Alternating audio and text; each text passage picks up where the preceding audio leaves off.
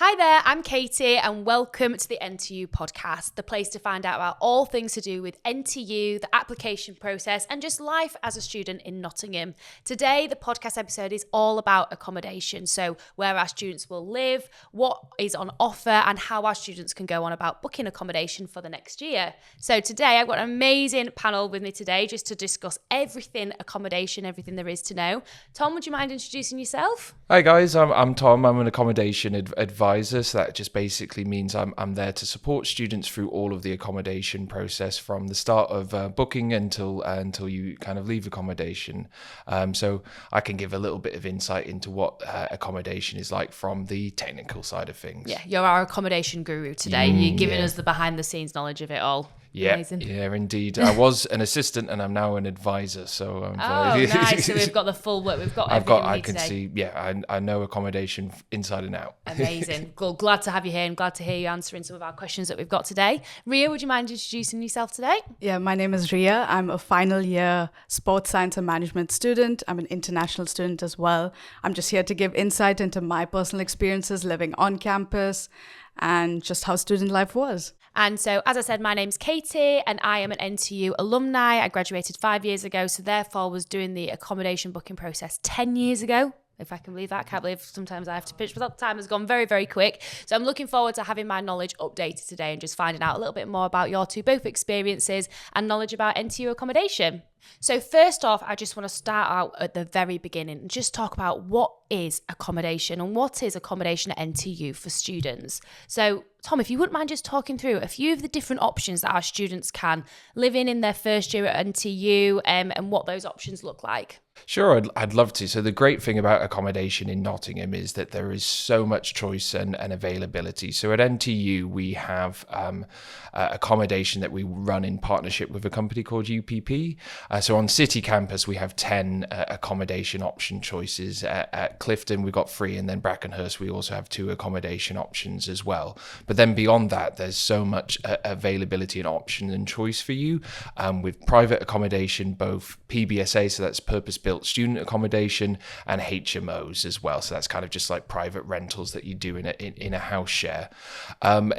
Option choices, you have kind of quite a few room types that you can choose from. So I think that's quite important to a lot of students. We have studio rooms, en suites, and also shared bathrooms as well. I don't think there are any more hidden room types, but I'm sure there are kind of real specific little ones there. But generally, that's what you kind of choose from. And it's important to students to have that kind of choice and make that selection. Definitely. And one thing I actually forgot to mention at the start that is a big difference today is that we are not in the podcast studio. We are in one of our UPP halls at our city campus. So we are currently in Gill Street North, which is available, as I say, as city campus accommodation and can be booked through NTU. And we are in the kitchen. Just for a bit of context, if you weren't at home, why we was in a different place. Yeah, I thought there were a bit too many fridges in here.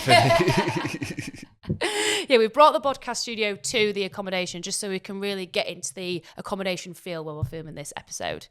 So in terms of paying for accommodation at NTU, because I know that financially, paying for accommodation might be at the forefront of students' minds.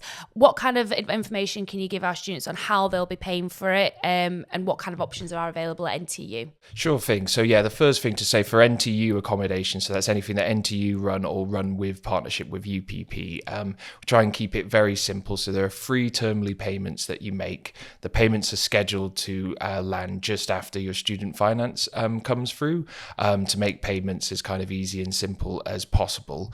And we also have no deposits to pay as well. So there's nothing you have to put up front. You don't have to kind of think about that. On our booking system, you set up a payment schedule or payment plan, and then you can kind of just make sure that your payments come out on the day that it's due. With private accommodation and HMOs, things might be a bit different. They might be termly, but they also might be monthly or in 2 installments. There might be advance payments, or there could be kind of guarantors involved as well. Yeah. So there's loads of different options there, but the main thing to note, if you are paying for NTU accommodation, there's not that big deposit or anything like that if you are looking to book, obviously, before you actually come to NTU. Yeah, you don't have to make any big financial commitments or anything like that, which is quite reassuring. You can just think about what accommodation you kind of want. Amazing. And then in terms of the costing of NTU accommodation, would you say that they are in line with other offers in Nottingham? I know that Nottingham as a region is one of the most cost-friendly places for students, but do you have any information about the cost of our accommodation or anything like that? Yeah, so the costs generally range from around £99 per week to around £240 per week, and that's in line with what the general costs are for private accommodation as well. So there is quite a big range, but that is dependent upon things like location, the newness of build, and then your room types as well. So studios tend to be a little bit more expensive because you've got everything in one room, and you have a bigger room as a result of it. But generally speaking, that range should accommodate most kind of price ranges, budget ranges. And if you're kind of, the good thing as well is that if you're kind of prepared for, like, you're happy to share bathrooms and stuff like that, you can save money in your accommodation to spend in other areas of your life. Yeah, so there's something for everyone, no matter necessarily what your budget is and what you may be looking for from accommodation. No, exactly, yeah. Amazing. So there might be students coming to NTU in September who will be listening to the podcast, and they might be thinking, but which halls is right for me? How do I know which one to choose? Is there anything that you kind of suggest to students to take a think about, or maybe, go away and do some research on, like, what's the key things that you say matter to what students need to think about? That's a really good question, because we do want to empower students to make the choice that's best for them, and we want to give them as much agency and kind of opportunity to choose as possible. However, we do have some quite good guidelines to help, especially because booking accommodation can sometimes be quite an overwhelming process, and there's a lot of information going through. Generally speaking, normal guidelines for choosing accommodation: you've got to decide what room type you want, so studio, ensuite, or shared bathroom. Budget is an important one, location as well, and then other kind of facilities and amenities that are included in the accommodation as well. We think that our website is the best place for you to look for accommodation and search through options. Not only is NTU UPP accommodation included there, but also private halls that are accredited are included there as well. So you can browse through those options, and they will contain those kind of key guideline points. They'll tell you what your facilities are, what kind of room types are on offer, budget range, that sort of thing. So it should make it condense the information so that you're able to make an informed decision. But at the end of the day, I would like to, the decision is yours. You choose what you want to go for. And listen, if you like a name of a hall and that's the reason you want to choose, that's perfectly fine. That's all up to you. But those guidelines, generally speaking, would be the best way to choose. Definitely. It's about looking at your student experience as a whole and thinking what will fit into your lifestyle the most. So yeah, great. Thanks, Tom. So Riya, obviously, as a current student at NTU and someone who has lived in UPP halls over our Clifton campus, if you'd like to give a little bit of backstory about where you lived in first year as well, and then how you came to that decision of where you wanted to live for your first year at university, that would be great. Yeah, of course. So my course, which was Sports Science and Management, is based in Clifton. So obviously I wanted to stay on campus, and I think it was a great decision. Of course, convenience was the biggest thing. My lectures were about 5 minutes away. Dream. Which, yeah. And I think being an international student as well, staying with other people, and especially my flatmates, they were from the UK as well, and they were really helpful, in me getting to know Nottingham. And I stayed in an ensuite flat in Peveril, which is I had my own bathroom, but we shared a kitchen.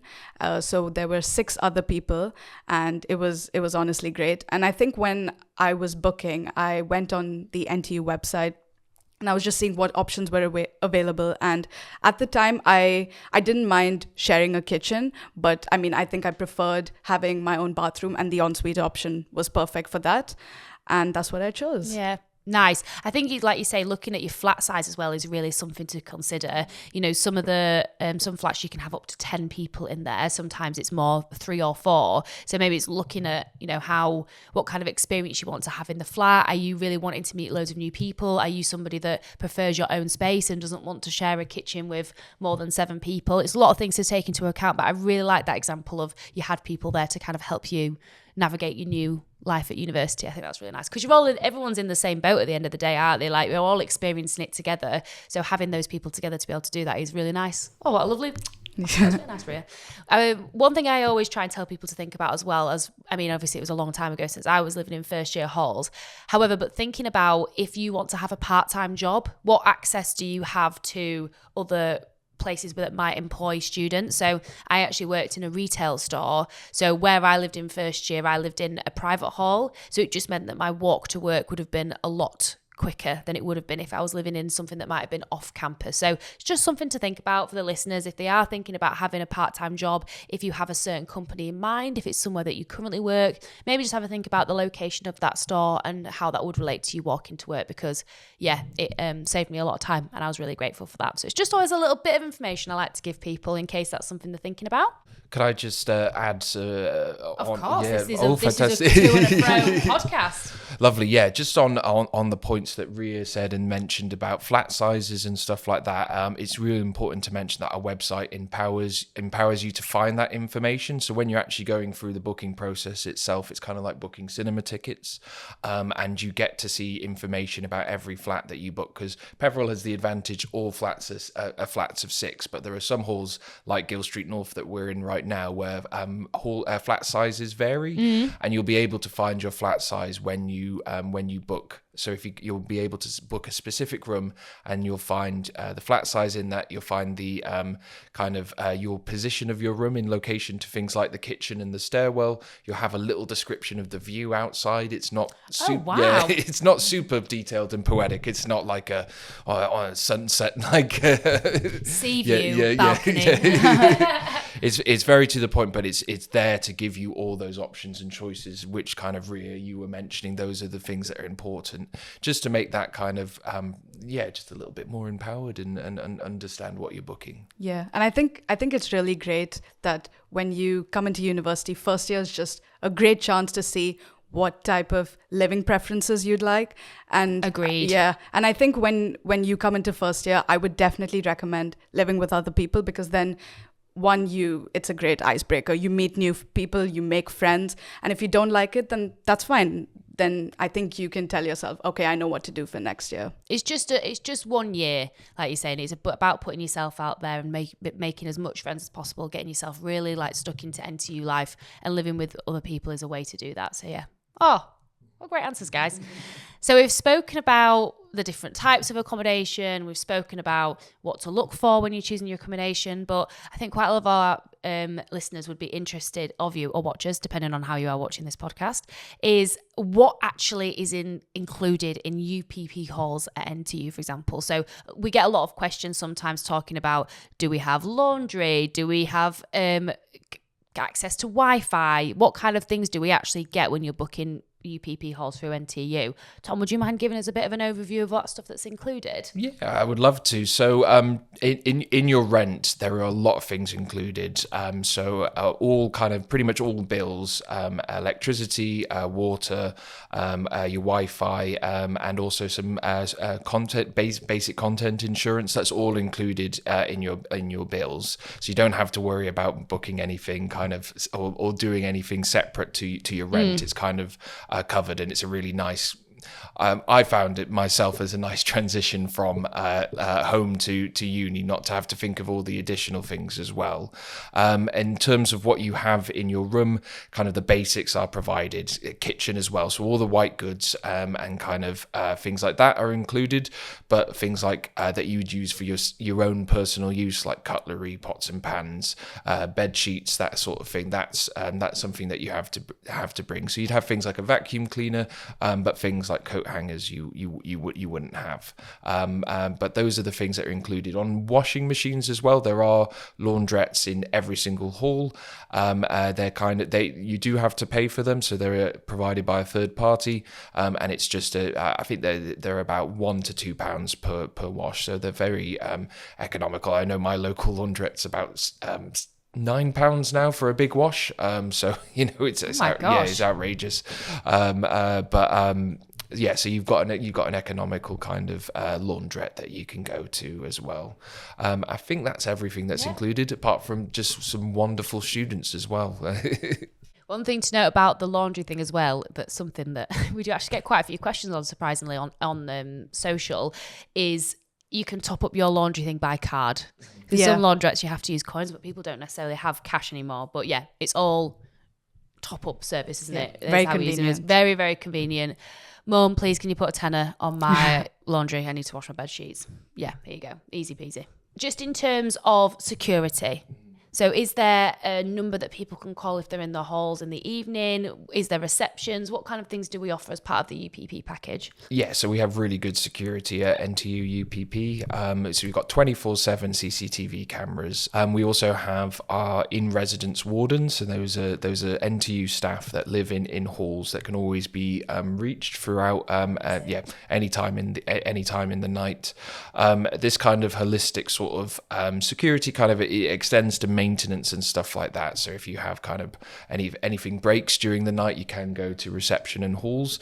And then on top of that, there is just NTU security in general, and that will be the number for NTU security is written on the back of your card.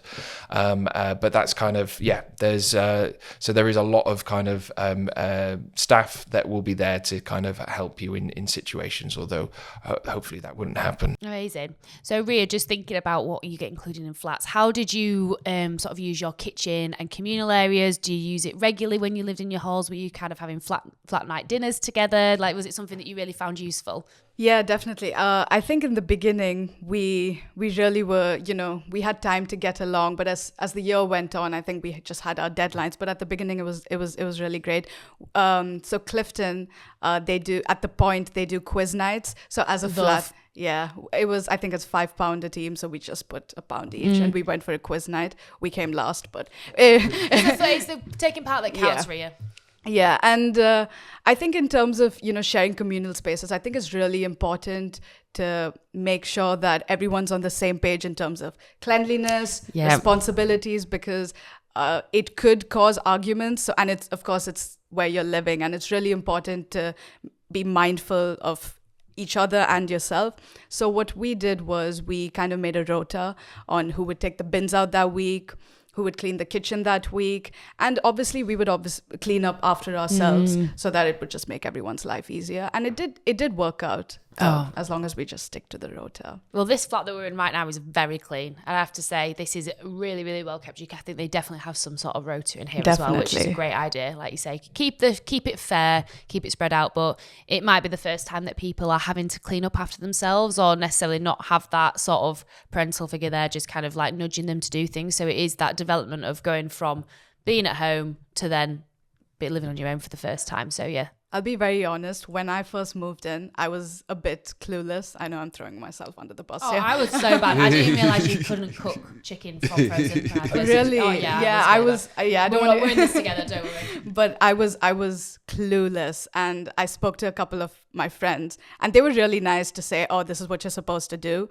And I was like, "Okay." And I read more about it. If you just look up like basic cleaning tips or tips on sharing a common space, I think that's great. And I think you should really do that before moving in.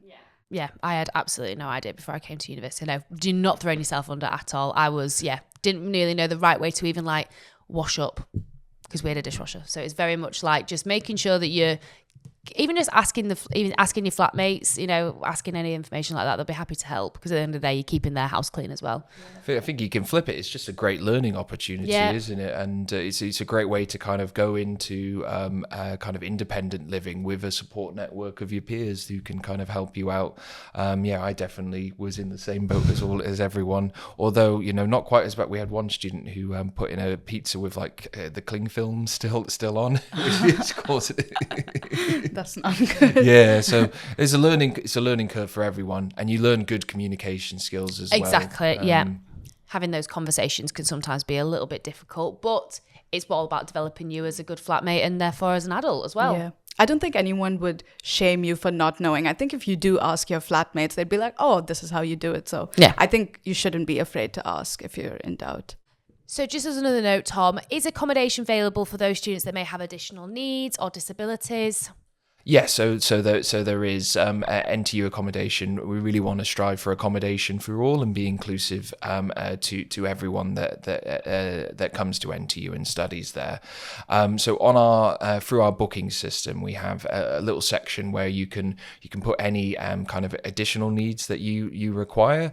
This allows us to kind of allocate rooms that would be specific for you with adaptations that would help. So if you have mobility issues or hearing issues, visual issues, we can adapt rooms for that as well. Any sort of like specific things that students with additional needs can have? Is there anything else specific that you can think of? Yeah, so with hearing issues, for instance, you can have vibrating pillows, beacons that will flash and stuff like that. Yeah, so quite exciting stuff. Things to kind of in terms of visuals and stuff like that. If you have sensitive eyes and that kind of thing, you can have kind of blinds put in or sort of tinted windows, that sort of thing. So it is really good to tell us. I think sometimes it's you're wanting to book accommodation, you're kind of quite excited. If someone's asking you to disclose something, you might not feel like it's that necessary, but we can and will try and help you as much as we can there. And then generally speaking, support is always available for you. So we have what we call our student accommodation support officers, and they can offer kind of frontline well-being support to students. So if maybe you're neurodiverse and you're finding kind of settling into kind of a group dynamic a little bit difficult, we can offer kind of people who can kind of talk, speak, mediate, or just kind of be an ear for you to kind of help and support you. So the question that might be on our viewers/watchers' eyes/ears is is how do I book accommodation at NTU? What is the process? What do I need to do before it? And when does it all open? Tom, as our accommodation guru, I'm going to go straight to you. If you can just give us a bit of a synopsis of how it happens at NTU for our audience. Yeah, I'd love to. So our booking process is all online. You do it through what we call the accommodation booking portal. So this allows you to book accommodation kind of like you would book a cinema seat in a theatre. So online you'd log in. So it's a kind of personalised account that's very, very secure. And then you'd be able to select your contract length. So that's 44 weeks or 51 weeks. And there are some semester contracts as well, but we don't need to overcomplicate things. You then pick your hall, and then you'd pick your specific room, and that's what I said before of like you'd get your description of the view outside, how many other flatmates you'd have, that sort of thing. You can kind of view all room details, see how big the room is, see how big your bed size is. It's all kind of, all that information is contained, and then if you're happy with it, you want to pick you select confirm selection, and that kind of secures your room for you. And then after that, you wouldn't have to do anything for quite some time until we let you know, hey, it's time to complete your booking by signing your contract and setting up a payment plan as well. But yeah, it's a self-service, so we really want to give you as much choice as possible.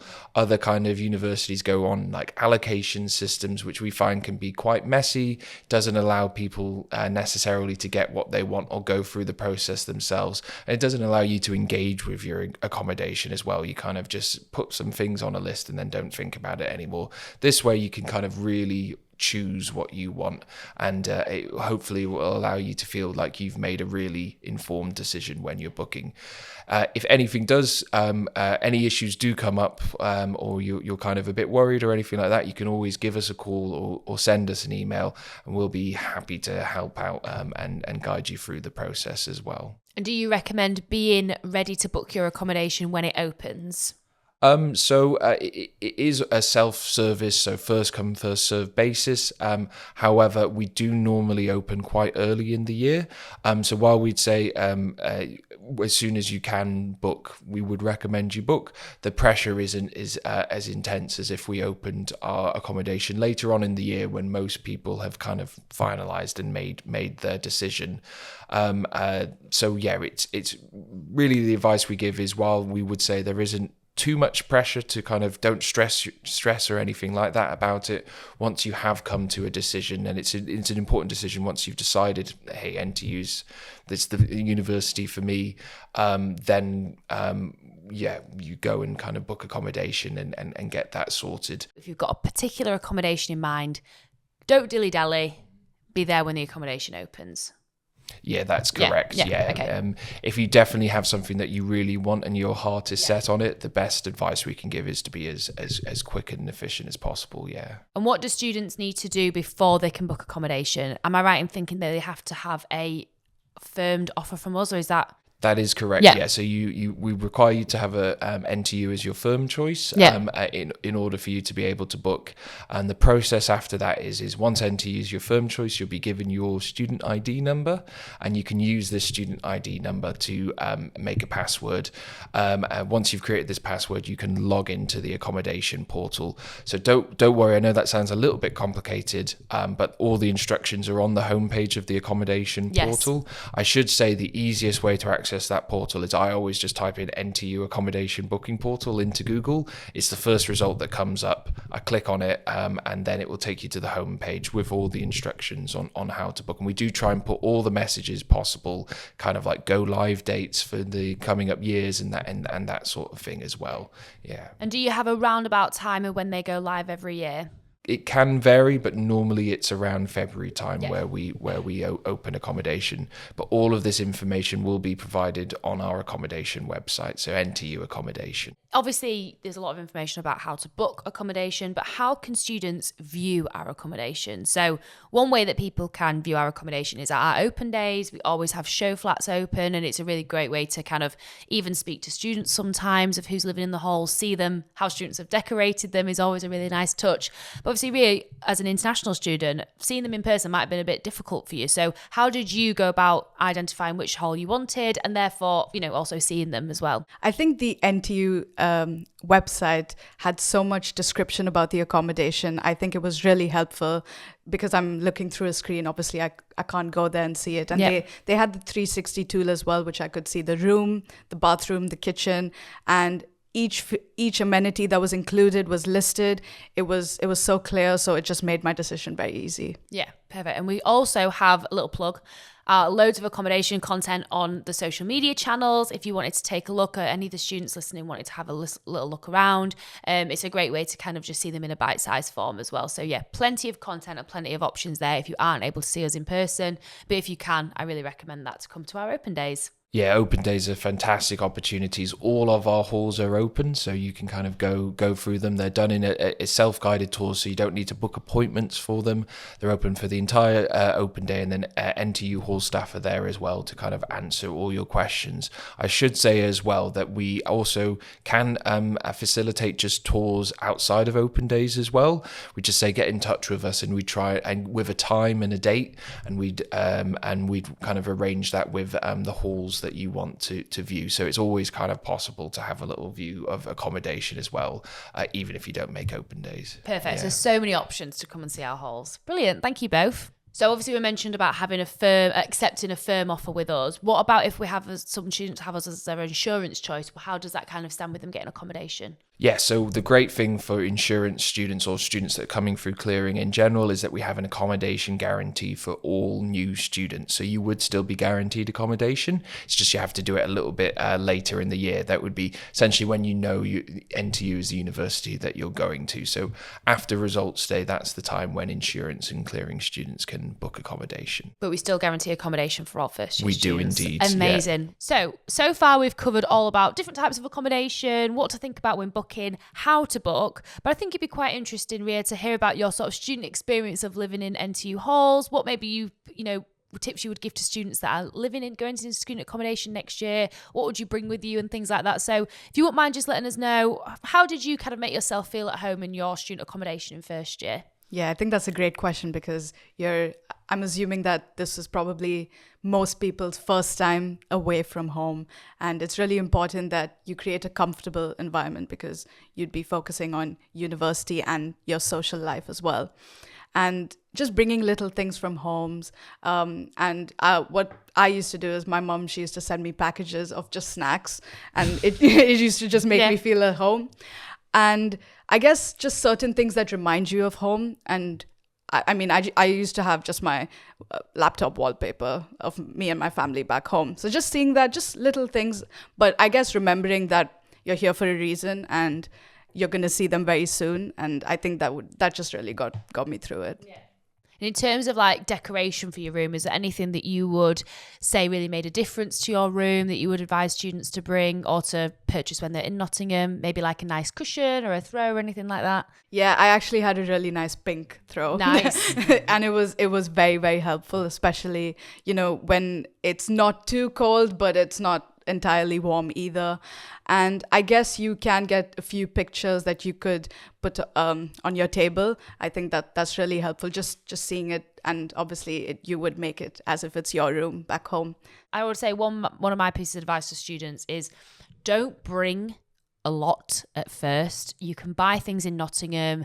You don't need your whole wardrobe, because if you can just start off with a nice clean space, it tends to be able to mean that you can have those more personal touches. It means that your room will stay a bit tidier and therefore make you maybe a bit calmer, because mine was a mess in first year, and I really wish that I'd just brought minimal things to start with and then sort of built them up, just to be able to find a place for everything, make it feel like your own personal, like safe space almost if you needed to go away from everything.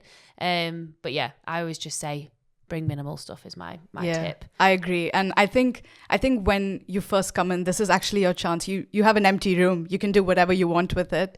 And I think that's great. But I would definitely go with not bringing your whole wardrobe, because you do have limited space and you don't want to have a lot of clothes and be like, oh, well, what do I do now? Yeah. And your lifestyle can completely change when you come to university. I brought 3 pairs of heels with me in first year. I haven't worn heels since. It means that you might not necessarily need the same things that you did at home, and it just means that you don't take up unnecessary space, and space that you could have for more home touches rather than 25 pairs of shoes. Is there anything else that you would recommend in terms of what's the 3 things that you brought first year or had in your room first year that you'd really recommend everyone else to have? I always recommend having a speaker, because I remember the first night that I spent with my flatmates, I think one of my flatmates asked, oh, does anyone have a speaker? And everyone else said no. And it was just a bit like, oh, well, what do we do now? Sing. And I was like, save the day. I definitely recommend, and not just with socializing, but also, you can play music in your room. And definitely the second thing that I would recommend getting are extension cords, because you don't know where the power outlets are in your room. And it's just really convenient to have probably something next to your bed. Yep. And I would say the third thing that you should definitely bring would be some sort of board games or card games, because I think that's a great icebreaker for your flatmates. I really like that, because it's not just thinking about what you might need in your room, but how can you, collaborate with your flat? How can you, encourage socializing? Like, what can you do with your flatmates as well to really take you outside your room and, and build those friendships? I really like those ideas, Riya. A little bit different to like just throws and pillows, isn't it? It's things that people might not think about. I love it. So we did touch this a little bit earlier, just in terms of living people with the first time and, kind of taking out your comfort zone and, living with strangers. And some people might be a little bit apprehensive about that. And we spoke about maybe creating a cleaning rota and things, but is there any other tips that you would give to students that might be a little bit nervous in that position? I would say that everyone's in the same boat. Everyone's moving from home. Everyone's come for university. We're all here for the same thing. And I know when people say, oh, they're nervous, and if someone says don't be, that's literally what I would say. Don't be nervous, because everyone's there and you're just in the same boat as them. And I think that makes it easier to make conversation and get along. Yeah.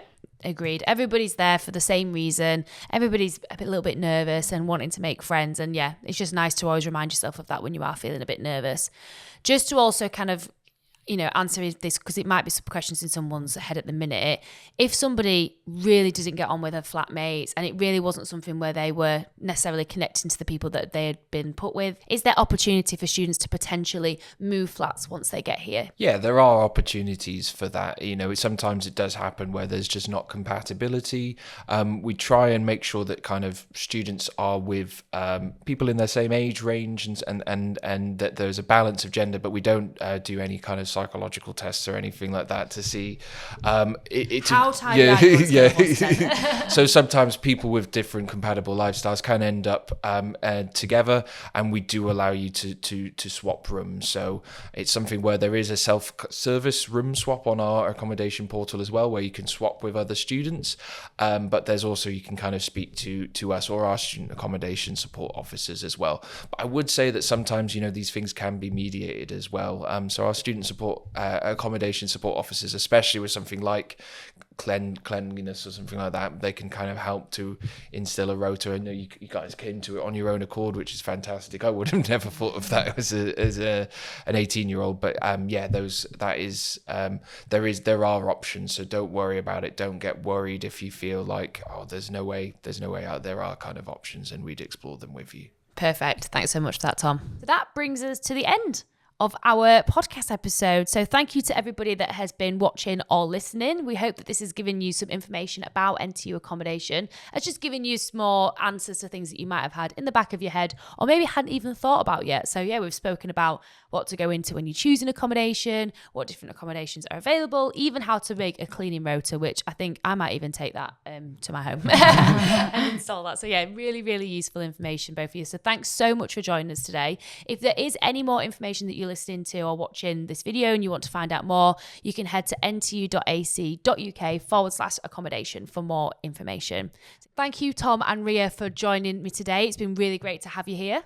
Thank you. Yeah, thanks for having us. Have you enjoyed yourself on the NTU podcast? Oh, it's been thrilling. Yeah, Ria's given some great insights into kind of the student experience. It's always lovely to hear that perspective. Yeah, I think living in accommodation is definitely a great personal growth adventure that you go on. So it's fantastic. Thank you. And thank you, Gill Street North, for hosting us today in this lovely common room for this podcast. The acoustics have been incredible. It's worked really, really well. But yeah, thank you so much for watching or listening, and we'll see you next time on the NTU podcast. See you later. Bye. Bye.